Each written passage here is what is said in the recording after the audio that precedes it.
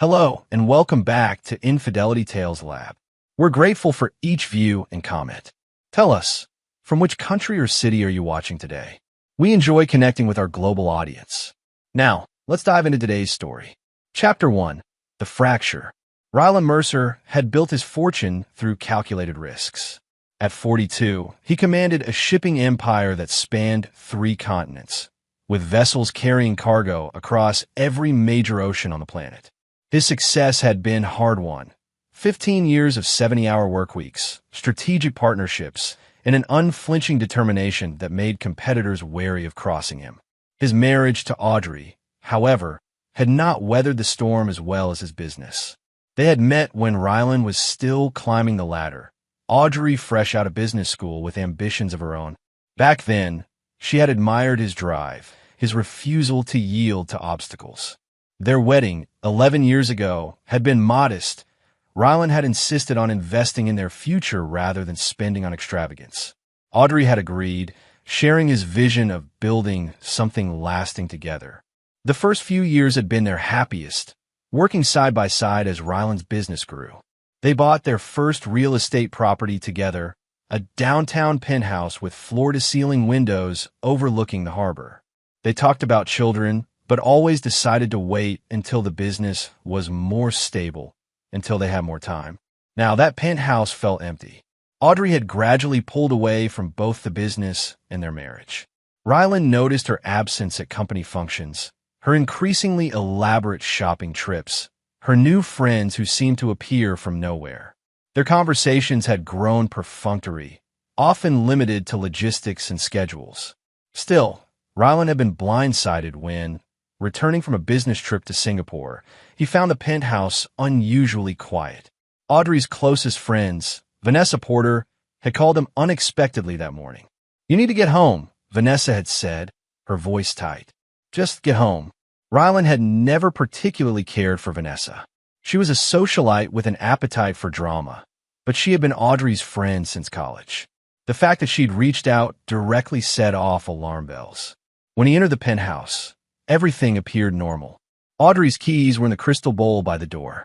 Her jacket hung neatly in the closet. The silence felt wrong. His phone buzzed with a notification. A text from Audrey. "I want a divorce. All communication through my lawyer." Ryland stood motionless, reading the message 3 times. Ice spread through his veins, not from heartbreak, but from rage, cold, calculating rage. His thumb hovered over the keyboard before he typed a single word.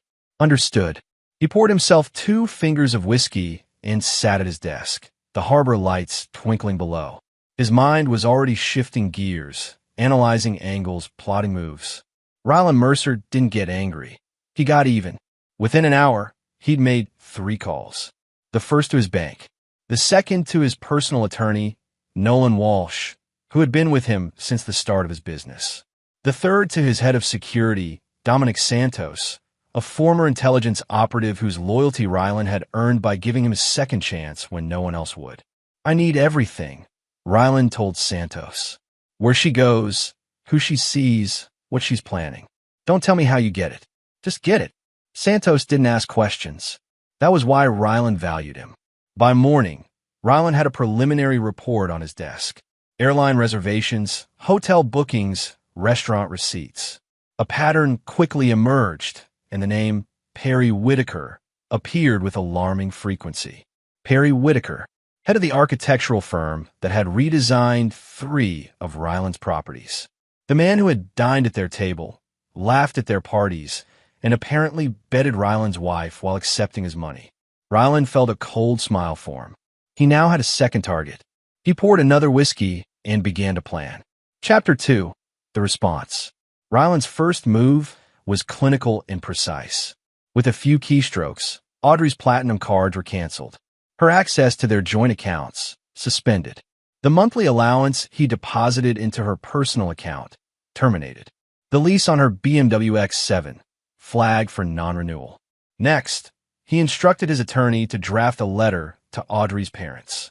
Floyd and Beverly Harrington had treated Ryland like a son, unaware of their daughter's infidelity. The letter was respectful but clear. Their vacation home in the Hamptons, which Rylan had purchased from 5 years ago but left in their name, would need to be sold as part of the divorce settlement. Is that really necessary? Nolan asked during their meeting at his office. They're not part of this. Everyone is part of this, Rylan replied, his voice even. You create pressure points. You apply pressure. That's negotiation. 3 days after Audrey's text, Rylan was reviewing quarterly projections when Santos delivered a more detailed report. Audrey and Perry had been meeting for at least 8 months. The affair had begun shortly after Perry's firm had been awarded the contract for Rylan's new corporate headquarters. There's more, Santos said, sliding a folder across the desk. Whitaker's firm is in trouble. They over-leveraged on a development in Phoenix that's now underwater. They're keeping up appearances, but they're hemorrhaging cash. So he's sleeping with my wife while using her to access her husband's contracts, Rylan mused. Ambitious multitasking. Just then, Rylan's phone rang. A number he didn't recognize. Mr. Mercer, a smooth, practiced voice began. This is Howard Levinson. I represent your wife in your pending divorce proceedings. Mr. Levinson, Rylan replied calmly. I've been expecting your call. I'll be blunt, Mr. Mercer. Your actions over the past 72 hours constitute financial abuse. Cutting off all access to funds without warning is not something the courts look favorably upon. I'm merely separating our finances in preparation for the divorce my wife has requested, Rylan said. I'm sure you advised her that would be a natural consequence. Mrs. Mercer requires immediate restoration of her financial resources. She's entitled to maintain her standard of living during these proceedings. Mrs. Mercer is welcome to maintain any standard of living she can afford based on her own income, Rylan replied. I believe that's currently zero. This approach won't serve you well, Mr. Mercer. I'm prepared to file emergency motions. File whatever you'd like. My wife sent me a text stating all communication should go through a lawyer. I'm simply honoring her request by eliminating all forms of communication, including financial ones. Levinson's frustration was palpable even through the phone. She needs access to funds for basic necessities. Define basic necessities, Rylan replied. Is the Four Seasons in Palm Springs a necessity? Or perhaps the Cartier bracelet purchased last week? Or maybe the champagne dinner for two at Tresor, where she didn't pay the bill? The silence on the other end confirmed Rylan's suspicion that Audrey hadn't been fully forthcoming with her attorney. We should meet, Levinson finally said, his tone noticeably subdued. My attorney will be in touch to arrange it. But Mr. Levinson, you should know something. Your client betrayed me with a man whose company depends on my contracts. That man is currently overseeing a $78 million project for my corporation. I haven't yet decided how many people will suffer for their choices, but I assure you, the number isn't zero. After ending the call, Rylan summoned Santos again. I need a complete workup on Howard Levinson. Professional history, personal life, financial situation. Find me leverage. Already underway, Santos replied. And I've got something else. Whitaker has a meeting scheduled with Union Bank tomorrow. Looks like he's trying to secure emergency funding. Rylan smiled thinly. Make a call to Aaron Patterson at Union Bank. Tell him I'd like to discuss potential business opportunities. What kind of opportunities? The kind where Union Bank remembers who its biggest commercial client is before they approve any new loans. As Santos left, Rylan's sister Fiona called. Unlike Rylan, who had inherited their father's coldly analytical mind, Fiona had their mother's warmth. She was the only person who could speak to Rylan with complete honesty. I just heard from Vanessa, she said without preamble. What the hell is happening? Audrey wants a divorce. I'm giving her one. She says you've cut her off completely, that she doesn't even have grocery money. Rylan snorted. She has a $90,000 watch she can sell if she's hungry. Fiona sighed. I know you're hurt. I'm not hurt, he interrupted. I'm calculating damages. She made a mistake. People make mistakes. A mistake is forgetting an anniversary. Sleeping with a business associate for 8 months while I fund both their lifestyles is a choice. He paused. Did you know? Fiona's hesitation told him everything. How long? He asked, his voice dangerously soft. I suspected for a few months.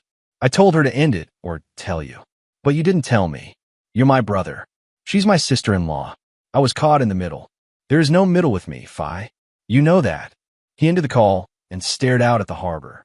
The list of people who would pay for this betrayal was growing. Chapter 3. The Intelligence. A week passed.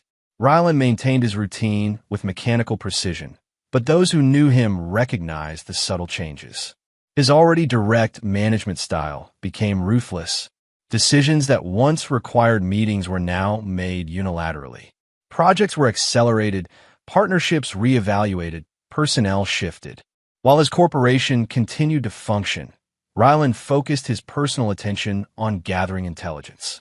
Santos had assembled a detailed picture of both Audrey and Perry's movements, communications, and vulnerabilities. Perry Whitaker came from old money that had mostly dried up. His architectural firm had been founded by his grandfather, expanded by his father, and was now struggling under his leadership. His marriage to Stephanie Whitaker, a surgeon from a prominent family, had been strained for years but maintained for appearances. They had 2 children in private schools. Perry had pursued Audrey initially for her connections to Rylan, but the relationship had evolved beyond opportunism. They had been discussing a future together. After Perry secured the final payment on the headquarters project, they're planning to move to London, Santos reported. Whitaker's firm has an opportunity to partner with a British development company, supposedly a fresh start. With my money, Rylan noted. Essentially, the headquarters project is their lifeline. The final payment would clear their debts and fund their relocation. Rylan nodded thoughtfully. And Audrey's lawyer? Howard Levinson, divorce attorney to the city's elite. Reputation for aggressive tactics, but he's overextended. Took out a second mortgage last year to buy into a vineyard in Napa. The investment isn't performing well. What else? He's representing 3 high-profile divorce cases simultaneously, including Audrey's. His staff is stretched thin. Good, Rylan said. Pressure him from multiple angles. I want him distracted. Santos nodded and continued. Audrey's staying at the Archer Hotel downtown. Whitaker visits 3 nights a week. She's running through cash quickly. Room service, spa treatments, shopping. Based on her current spending, she'll be broke within 2 weeks. And her parents? They received your letter. Floyd called your office 17 times yesterday. I'll speak with him tomorrow, Rylan said. What about Fiona? She's tried to contact Audrey twice, but Audrey isn't returning her calls. Seems she blames Fiona for not warning her you'd react this way. Rylan allowed himself a small smile. Isolation was setting in, exactly as he'd planned. That evening, Rylan invited his most trusted business associate, Vincent Morrow, to dinner. Vincent had started as Rylan's first employee 15 years ago and now ran the European division of the company. Unlike most of Rylan's inner circle, Vincent had no loyalty to Audrey. You look like hell, Vincent noted as they sat at a private table in Rylan's club. I'm fine. No, you're functional. There's a difference. Vincent studied him. What's your endgame here? Total victory. Define victory. Rylan took a sip of his bourbon. Audrey gets nothing. Whitaker loses everything. Anyone who helped them suffers accordingly. And after that, what does your life look like? I haven't thought that far ahead. Vincent leaned forward. That's not like you. You always plan 3 moves ahead. This is different. Because it's personal, Vincent nodded. Which is why you need to be more calculating than ever. Revenge feels good in the moment, but it's a poor foundation for the next 20 years of your life. Rylan considered this. What would you do? I'd make sure the punishment fits the crime, but I'd keep the long view in mind. Don't burn down your own house to kill a spider. After dinner, Rylan returned to the penthouse and found himself standing in Audrey's closet. Her scent still lingered, an expensive perfume he'd given her for their anniversary. He ran his fingers along her dresses, each one representing an event, a memory. He pulled out his phone and scrolled to a photo from their 10th anniversary. They were on a yacht in the Mediterranean, Audrey laughing as champagne spilled over the edge of her glass. Her eyes were fixed on him with what he had believed was adoration. Had it all been a performance? When had she stopped loving him? Or had she ever truly loved him at all? The questions fueled his resolve. He wouldn't just win this divorce. He would erase any advantage Audrey and Perry thought they had. They would understand the cost of betraying Rylan Mercer. He called Santos. Accelerate the timeline, he instructed. I want everything in place within 2 weeks. That's pushing it, Santos warned. Make it happen. And Santos? It's time to approach Stephanie Whitaker. Chapter 4. The Architect. Perry Whitaker considered himself a master of balancing complex situations. As an architect, he prided himself on creating structures that were both beautiful and functional. He applied the same philosophy to his personal life, maintaining appearances while pursuing what he truly wanted. What he wanted was Audrey, and freedom from the financial quicksand that was threatening to swallow his firm. When he'd first met Audrey at a charity gala, he'd been struck by her elegance and intelligence. Learning she was married to Rylan Mercer, whose company was evaluating architectural firms for a major headquarters project, had been a fortunate coincidence. Cultivating a friendship with the Mercers had seemed like smart business. The affair had begun innocently enough. Lunch meetings to discuss design elements, evening drinks to review proposals. Audrey had been involved in the business then, offering insights that genuinely improved his concepts. Their professional relationship had evolved into friendship, then flirtation, then something deeper. Perry hadn't expected to fall in love. He certainly hadn't planned to build a future with her. But as his firm's financial situation deteriorated and his marriage to Stephanie became increasingly hollow, Audrey represented both emotional and financial salvation. Now, as he sat in the Archer Hotel bar waiting for Audrey, he felt the first real tremors of doubt. The past week had been disastrous. Union Bank had unexpectedly declined his loan application despite preliminary approval. 3 potential clients had canceled meetings. And most concerning, his project manager had reported that inspectors were suddenly finding potential issues with the Mercer headquarters construction that might require costly revisions. Audrey appeared, looking stunning but strained. The week without access to her usual financial resources had forced her to ration her spending, a new experience she clearly found distasteful. Howard says Rylan is being deliberately difficult, she said after ordering a martini.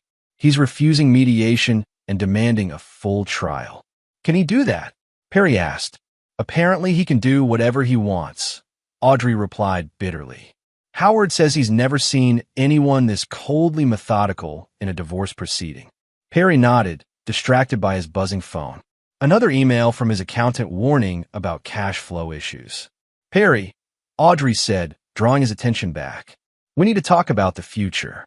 If Rylan is going to fight this hard, we need a contingency plan. The headquarters project is nearly complete, Perry assured her. Once we receive the final payment, we'll have breathing room. And if he finds a way to delay that payment? The question hung in the air, voicing the fear that had been growing in Perry's mind. Before he could respond, his phone rang again, his office number. I need to take this, he apologized, stepping away from the table.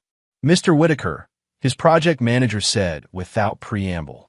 Mercer Corp just issued a stop work order on the headquarters. They can't do that, Perry protested. We're on schedule, under budget. They're citing concerns about structural specifications. They're bringing in an independent firm to review everything. Could delay completion by months. Perry felt the blood drain from his face. Who authorized this? The order came directly from Rylan Mercer.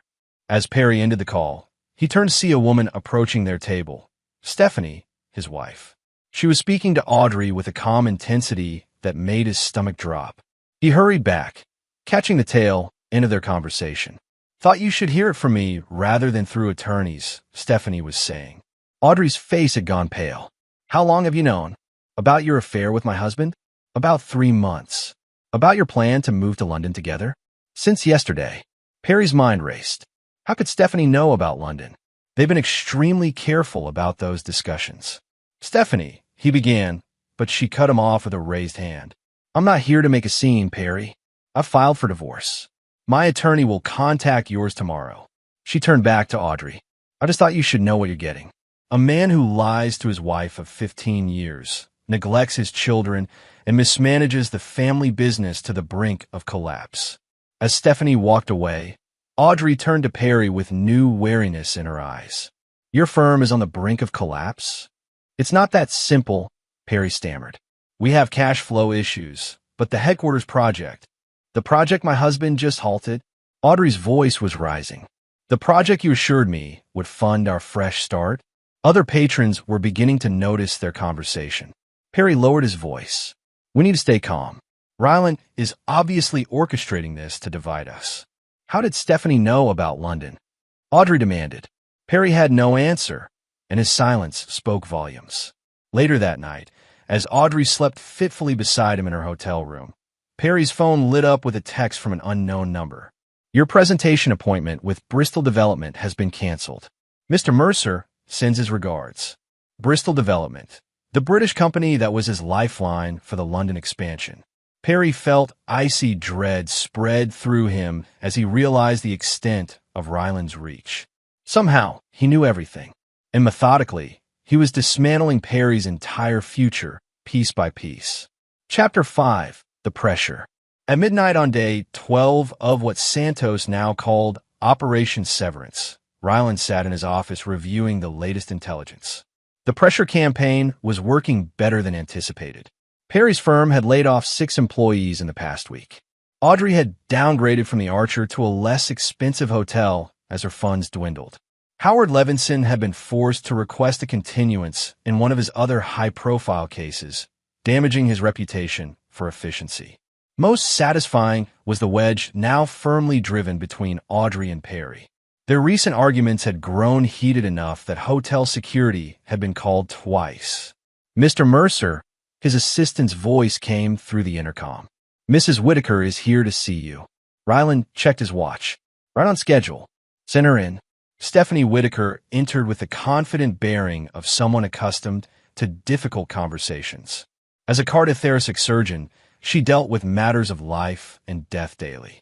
A business meeting, even one as unusual as this, wouldn't intimidate her.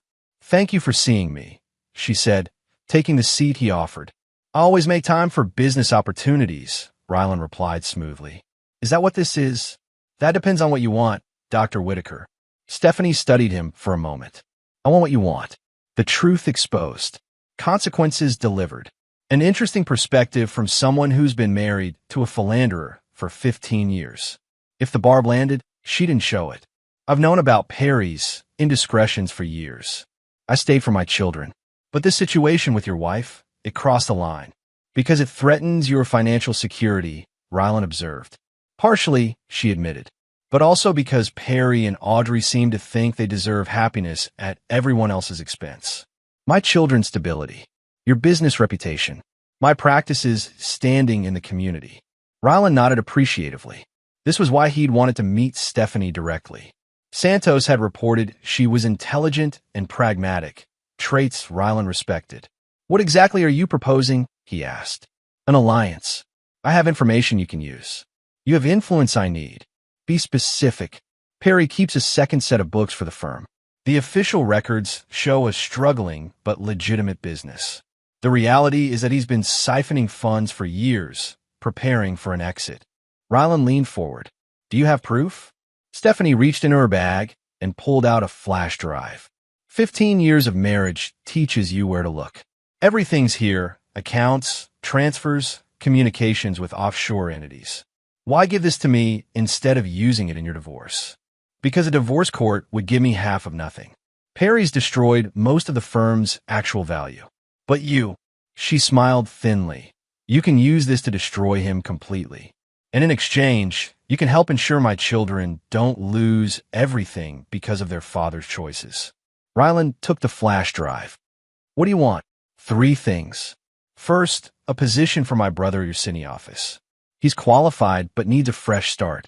Second, continued enrollment for my children at Westridge Academy. Their tuition was paid through Perry's firm. Third, your word that whatever happens to Perry and Audrey won't splash back on my family. Ryland considered her requests. They were reasonable, specific, and actionable. I accept your terms, Dr. Whitaker, with one addition: complete discretion about our arrangement. Agreed, she said, standing to leave. At the door, she paused. Mr. Mercer? They really do love each other, you know? It wasn't just about money or opportunity. Does that matter? It should. Love is rare. Betrayal is common. After she left, Rylan inserted the flash drive into his computer. The contents were more damning than he'd expected. Perry hadn't just mismanaged the firm. He'd committed outright fraud.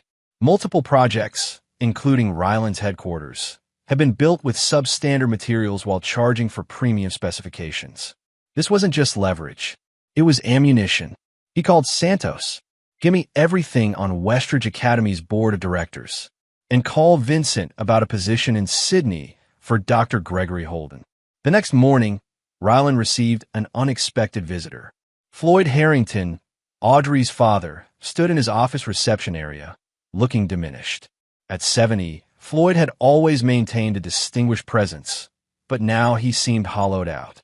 "I need to speak with you, son," he said, the familiar address striking Ryland as both sincere and manipulative. In his office, Floyd declined a drink and came straight to the point. "Whatever Audrey's done, this isn't the way to handle it. Beverly hasn't slept in days.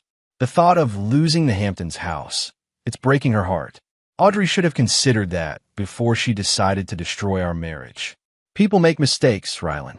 God knows I've made my share. This wasn't a mistake. It was a calculated decision made repeatedly over months." Floyd sighed heavily.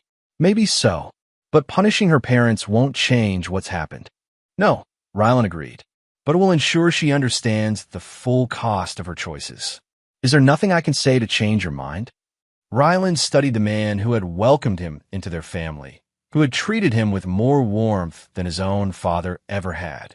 "There is one thing," Ryland said finally. "Tell Audrey to drop Howard Levinson and agree to my settlement terms. The house stays in your name, you keep your monthly stipend, and this ends quickly." "And what are your terms for Audrey?" "She walks away with nothing except what she brought into the marriage." Floyd looked pained. "That's harsh, son. It's merciful compared to what I could do." After Floyd left, Ryland received a call from the detective he'd hired to monitor Audrey's communications. Audrey had reached out to Fiona again, this time with a request to meet. Fiona had agreed. "Should we intercept?" the detective asked. "No," Ryland decided. "Let them meet. Record everything." The meeting took place that afternoon at a small cafe. Fiona, always punctual, arrived 5 minutes early. Audrey, looking noticeably less polished than usual, arrived 10 minutes late. "Thank you for coming," Audrey said, her voice subdued. "I wasn't sure you would." "I almost didn't," Fiona admitted. "Ryland hasn't forgiven me for not telling him about you and Perry." How is he? How do you think he is, Audrey? You betrayed him in the worst possible way, then try to take half of everything he's built. That's not fair. I contributed to building his business too, in the beginning." "In the beginning," Fiona emphasized, "before you decided his work ethic was a character flaw rather than the reason for your comfortable lifestyle." Audrey flinched. "I know I've made mistakes." "Save it," Fiona interrupted. "I'm not here for your apologies. I'm here to warn you. Ryland isn't just angry. He's methodical. Do you understand what that means? He's trying to punish me financially." "I get it." "No, you don't. Financial pressure is just the first phase. He's dismantling every aspect of the future you and Perry planned. The London move? Never going to happen. Perry's firm? We'll be bankrupt within a month. Your reputation in this city? He's making sure every door will be closed to you." Audrey's face had gone pale. "How do you know all this?" "Because I know my brother. And because Vincent told me about the warehouse meeting." "What warehouse meeting?" Fiona hesitated. "I've already said too much." "Fiona, please. If Ryland is planning something dangerous." "Ryland doesn't get his hands dirty, but he makes sure people pay for betraying him." Fiona stood. "My advice? Take whatever settlement he's offering and disappear. Because what's coming will be much worse than losing your credit cards." As Fiona left, Audrey sat frozen, her coffee untouched. There was no warehouse meeting. Fiona had fabricated that detail at Ryland's request. But the seed of fear had been planted. When Ryland received the recording of the conversation, he smiled for the first time in weeks. Phase 1 was complete. Phase 2 would begin tomorrow. Chapter 6, The Alliance. On day 17, Audrey's attorney called Ryland's office 12 times. Each call was routed to voicemail. "Howard Levinson," whose reputation had been built on aggressive representation, found himself in the unfamiliar position of being the aggressor who couldn't land a punch. Meanwhile, Ryland met with the CEO of Bristol Development, the British company that had been Perry's hope for expansion to London. "I appreciate you considering my proposal on such short notice," Ryland told Walter Brighton, the silver-haired executive whose company controlled significant portions of London's commercial real estate. "Your reputation precedes you, Mr. Mercer," Brighton replied. "When you suggest a joint venture might be mutually beneficial, intelligent business people listen. And when I warn that a potential partner may not be what they seem, we listen even more carefully." Brighton tapped the folder Ryland had provided, containing evidence of Perry's fraudulent practices. "This would have been catastrophic for us. We were prepared to invest £20 million in Whitaker's firm. Consider it a gesture of goodwill between future partners," Ryland said. "My shipping infrastructure and your development portfolio could create interesting opportunities." By the time Brighton left, they had outlined a preliminary agreement for a joint venture, one that would completely bypass Perry Whitaker and establish Mercer Corp as a significant presence in the London market. That afternoon, Ryland received word that Audrey had attempted to check out of her hotel, only to discover her bill had an outstanding balance of nearly $18,000. Her credit cards were declined. The hotel was holding her luggage until payment could be arranged. Precisely as planned, Ryland's phone rang, a number he recognized as Floyd Harrington's. "Ryland," Floyd began, his voice strained. "Audrey's agreed to your terms." "All of them?" "Yes. She'll sign whatever you put in front of her. Just end this. Please. Have her at Nolan's office tomorrow at 2 p.m. Alone." When Ryland arrived at Nolan's office the next day, Audrey was already seated in the conference room. She looked exhausted, her designer clothes slightly rumpled, her makeup minimal. She didn't stand when he entered. "Where's Howard?" Ryland asked, noting the absence of her attorney. "I fired him," she said flatly. "He wasn't getting results." Nolan entered with a thick document. "This is the settlement agreement as discussed. Ms. Mercer, I must advise you that without legal representation—" "Understand what I'm signing," Audrey interrupted. "Let's get this over with." Ryland studied her face as she flipped through the pages. The agreement was brutal in its simplicity. Audrey would receive no alimony, no property, no shares in the business. She would retain only her personal belongings and a one-time payment of $50,000, less than the cost of her jewelry collection. "You're being unusually quiet," she noted without looking up at him. "I have nothing to say to you. Not even why. Don't you want to know why I did it? I know why. Perry made you feel special while I was building the business that funded your lifestyle." She finally met his gaze. "That's not it. I did it because for the past 5 years, I've been invisible to you. Perry sees me. He listens. He values more than just what I can contribute to a balance sheet." How poetic. I'm sure those sentiments will keep you warm when you're living on $50,000. Audrey's hand stilled over the signature page. "What happens after I sign this?" "You walk away. Your parents keep their house. We never speak again." "And Perry? What happens to him?" Ryland smiled coldly. "That's no longer your concern." She signed the document, her hand trembling slightly. As Nolan witnessed her signature, she looked up at Ryland one last time. "I did love you once," she said quietly. "I want you to know that." "It wasn't enough," he replied. After she left, Nolan turned to Ryland. "That was surprisingly easy. She's desperate, and she thinks this ends it. Doesn't it? You got the settlement you wanted." "The divorce is settled," Ryland corrected. "The reckoning isn't complete." Later that evening, Ryland met with Vincent and Santos at his penthouse. The three men sat around Ryland's dining table, reviewing the final elements of what Santos had dubbed the extinction event. "The regulatory filing is ready," Vincent reported. "As soon as you give the word, the evidence of Whitaker's fraud goes to the licensing board, the building department, and the district attorney. His current clients have been quietly approached," Santos added. "They're preparing to pull their projects once the news breaks. We've arranged for coverage in the business section of 3 newspapers." "And Stephanie Whitaker?" Ryland asked. "Secured as agreed. Her brother starts in Sydney next month. The children's tuition at Westridge, is paid through graduation.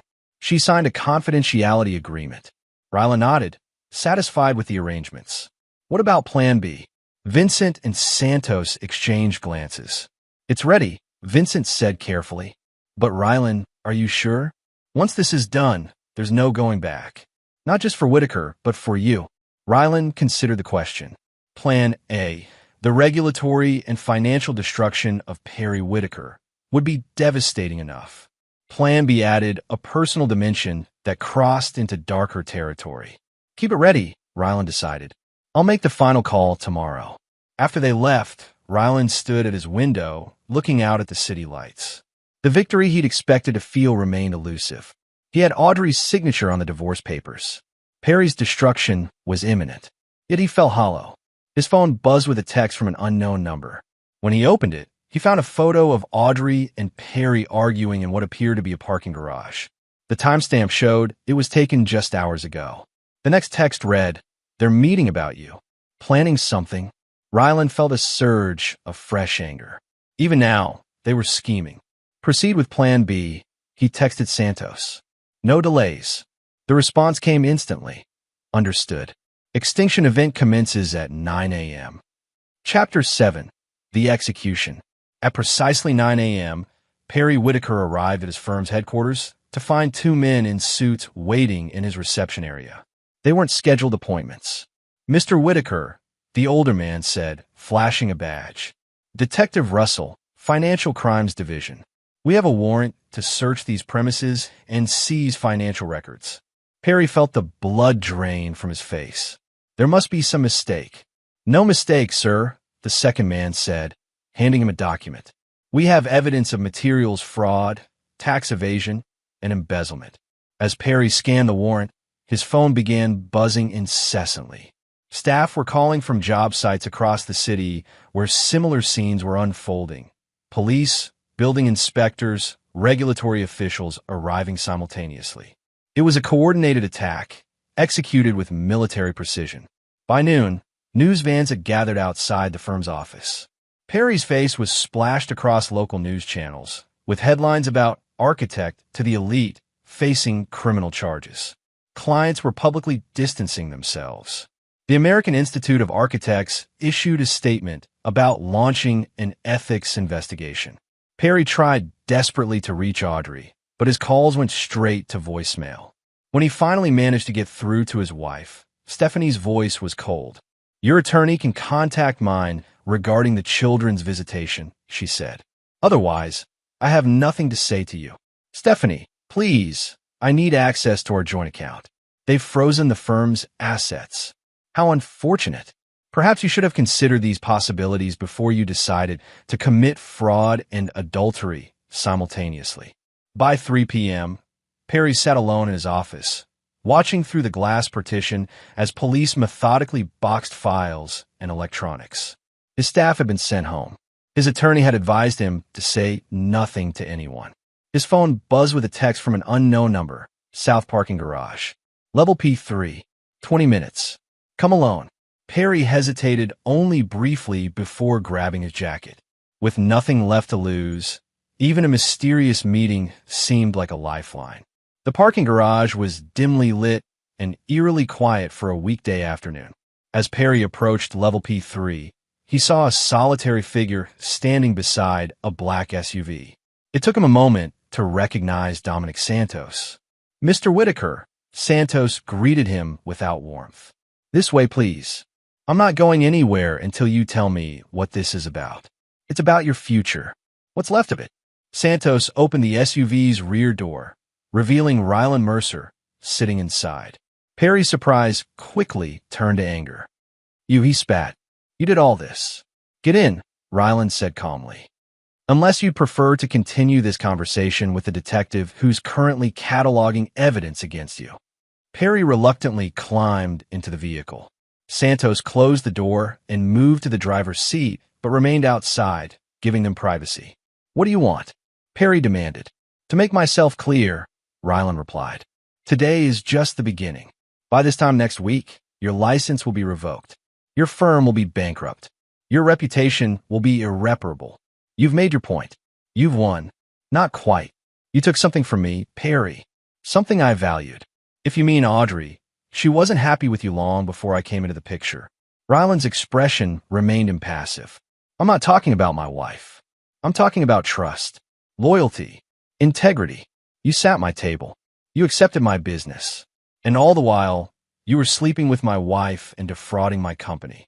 Perry swallowed hard. What do you want from me? I want you to understand something. The evidence against you isn't just about shoddy materials or creative accounting.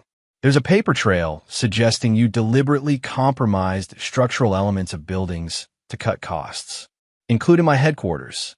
That's not true. I would never. The truth doesn't matter. The evidence exists, and it's compelling. The potential civil liability alone would bankrupt you 10 times over. The criminal charges could mean prison. Perry felt a cold sweat break out on his forehead. You fabricated evidence. I didn't have to. Your own records provided most of what I needed. Stephanie supplied the rest. The mention of his wife struck Perry like a physical blow. Stephanie, she's quite thorough. Apparently, she's been documenting your indiscretions for years. Perry slumped in his seat, the full extent of his situation finally sinking in. What happens now? Ryland handed him a thick envelope. Inside is a one-way ticket to Puerto Vallarta, departing tonight. There's also $50,000 in cash and contact information for someone who can help you establish a new identity. You will never return to this country. You will never contact Audrey again. You will leave now, directly from this garage, with nothing but what you're carrying. And if I refuse, then I release the evidence about the structural compromises to the press. The district attorney upgrades the charges to include public endangerment. And I personally ensure that you spend the next decade in prison, where your reputation as a wealthy architect who endangered lives for profit will make you exceptionally popular. Perry stared at the envelope, the magnitude of the choice before him becoming clear. You've thought of everything. No, Ryland corrected. I thought of every way to destroy you. I selected the option that allows you to survive. Don't mistake it for mercy. As Perry took the envelope, Ryland added, Santos will drive you to a private airfield. If you attempt to contact anyone or deviate from the plan, the deal is void. Do you understand? Perry nodded numbly. Before exiting the SUV, Ryland paused. One last thing. Was she worth it? Truly. Perry met his gaze for the first time. Yes, he answered honestly. She was. Is that what you wanted to hear? It's what I expected to hear, Ryland replied. Goodbye, Perry.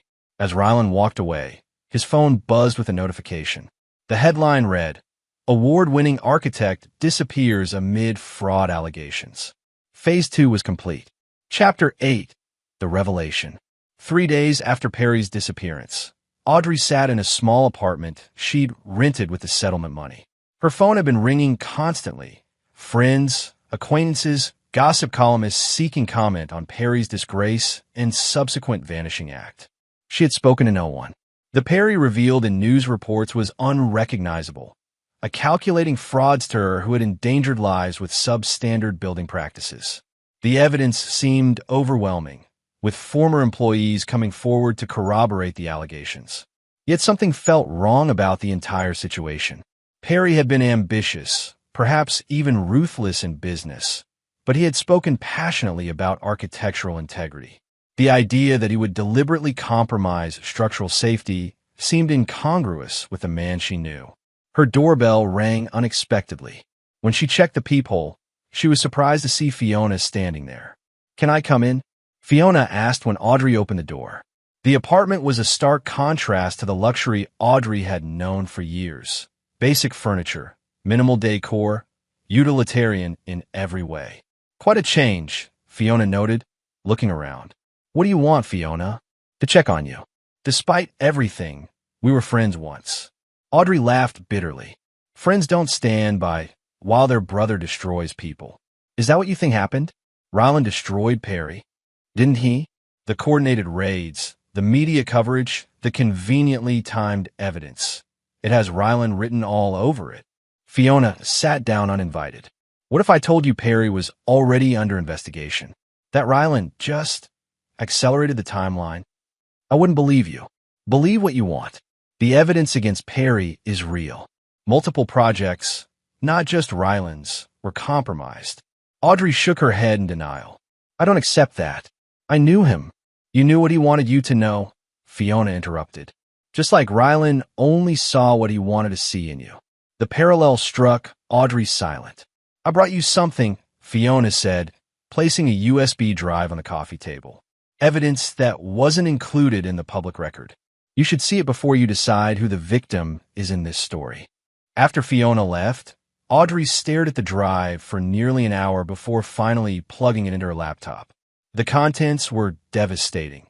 Emails between Perry and various contractors discussing deliberate substitutions of materials, calculations of cost savings, strategies to avoid detection. Most damning was a series of messages between Perry and his project manager about the Mercer headquarters, specifically discussing how to cut corners while maintaining the appearance of premium construction. RM never visits the site, one email read. He won't know the difference, and it adds 12% to our margin.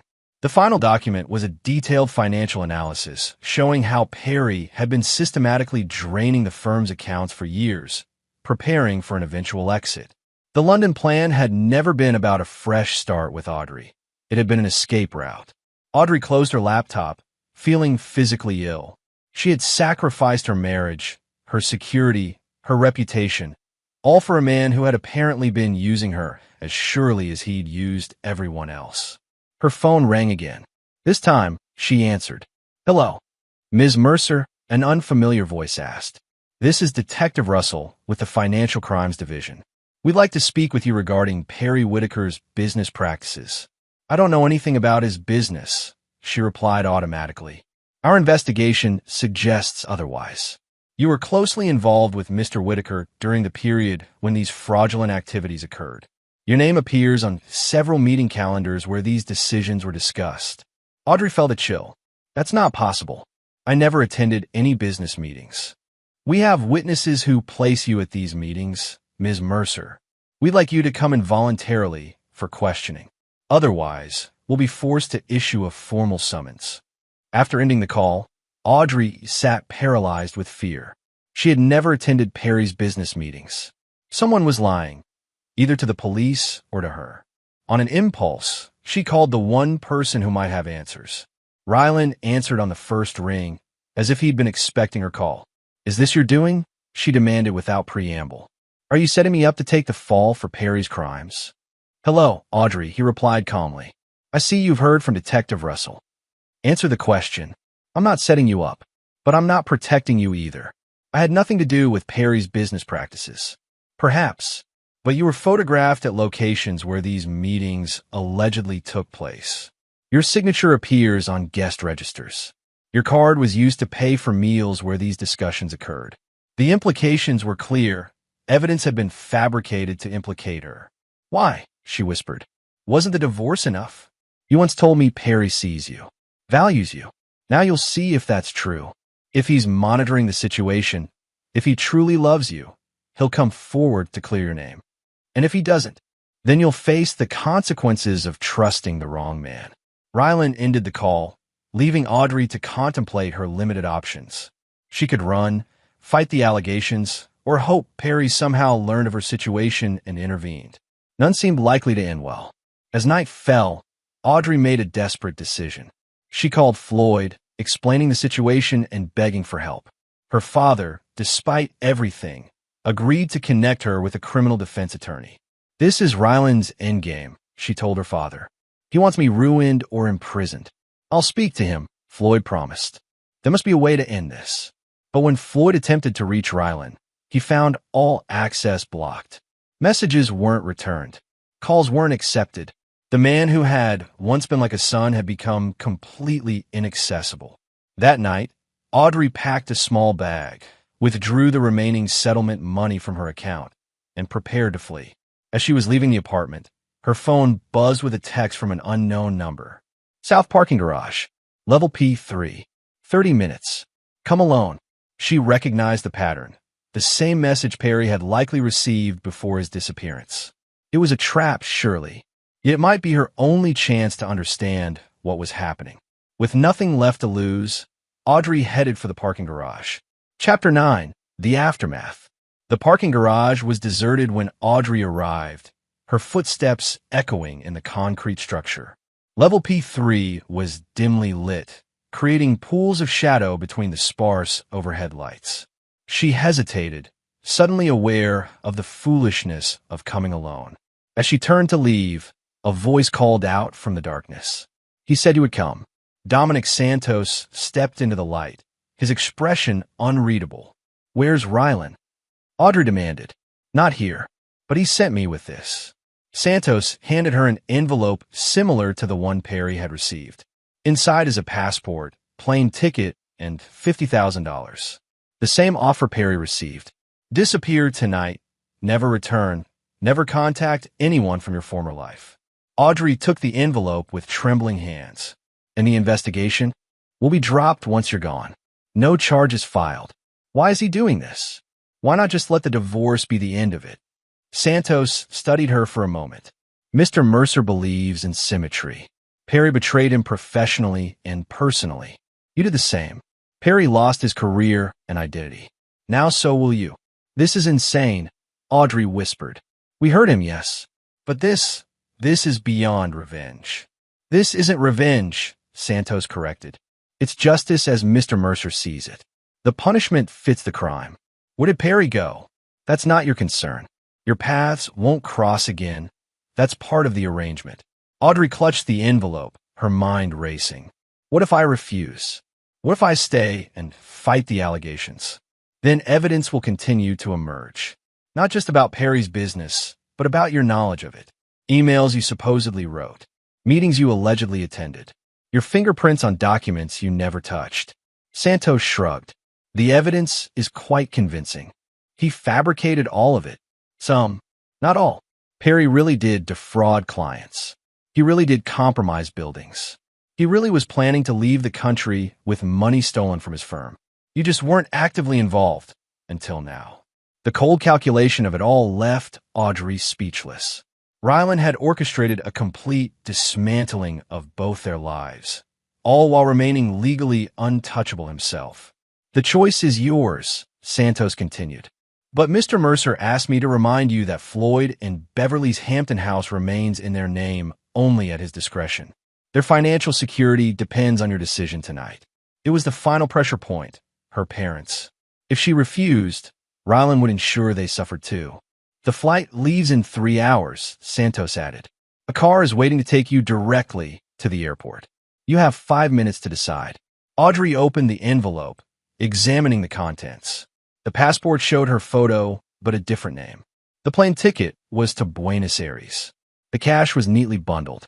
How did it come to this? She asked, more to herself than Santos. You chose Perry, Santos replied simply. Mr. Mercer ensures that choices have consequences. 5 minutes later, Audrey sat in the back of a black SUV heading toward the airport. Her old life was over.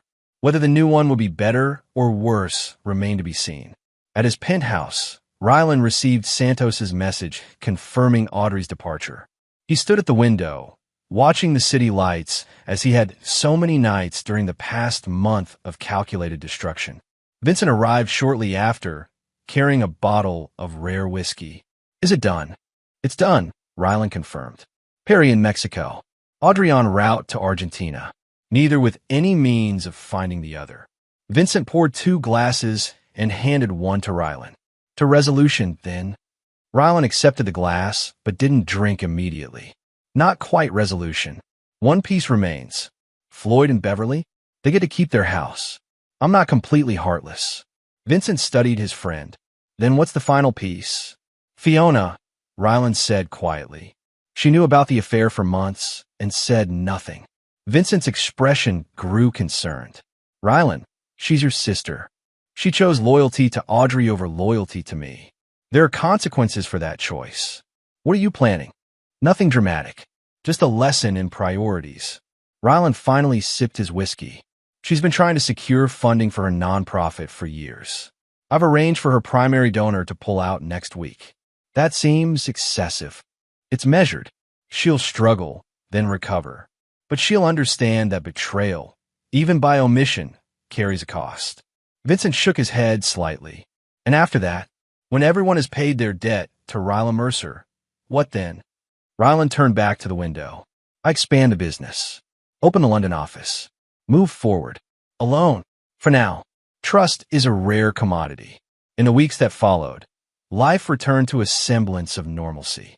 Rylan immersed himself in work, finalizing the deal with Brighton's company and accelerating the completion of his headquarters with a new architectural firm. Perry Whitaker's professional disgrace became old news. His firm declared bankruptcy. Former clients filed lawsuits that would never find a defendant to hold accountable. Audrey Mercer faded from social circles, her absence initially the subject of gossip, then gradually forgotten as new scandals emerged to capture attention. Floyd and Beverly kept their Hampton house, though Floyd never again attempted to contact the man who had once been like a son to him.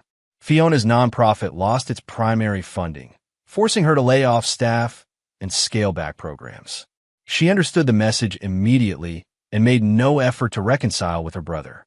6 months after the divorce was finalized, Rylan hosted a reception for the opening of Mercer Tower, the headquarters that Perry had designed but would never see completed. Business leaders, politicians, and socialites filled the stunning atrium, marveling at the architectural achievement.